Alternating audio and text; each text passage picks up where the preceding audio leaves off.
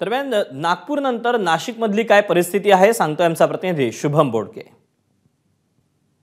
गेल्या 15 दिवसांपासून रेशनच्या दुकानांमध्ये मोठ्या प्रमाणात जी आहे ती गर्दी बघायला मिळत होती, मात्र सध्या आता रेशन दुकानांमध्ये शुकशुकाट पाहायला मिळतो। त्याचं कारण आहे सध्या जे सर्व्हर आहेत ते या ठिकाणी बंद असल्याचं आपल्याला पाहायला मिळत आहे। त्यामुळे आता जे रेशन घ्यायला जे नागरिक येत आहेत त्यांची मोठ्या प्रमाणात या ठिकाणी निराशा होते।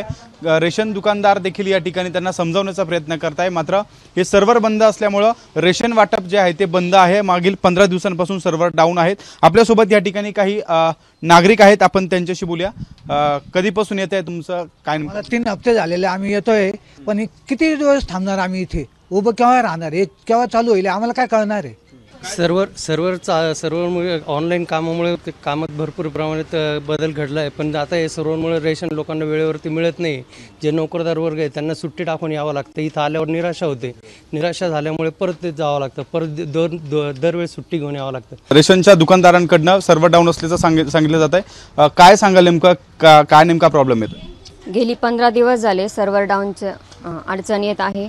वेळोवेळी संघटनेचे लोक पाठपुरावा करताय, पण तरी देखील त्या गोष्टीची दखल घेतल्या जात नाहीये। लवकरात लवकर आता हे मशीन चालू व्हावं आणि या कार्डधारकांना रेशन मिळावं अशी देखील आता मागणी हे रेशन दुकानदार देखील आता करताना आपल्याला पाहायला मिळत आहे। कॅमेरामन मयूर बारगजेसह शुभम बोडके, एबीपी माझा, नाशिक। एबीपी माझा, उघडा डोळे बघा नीट।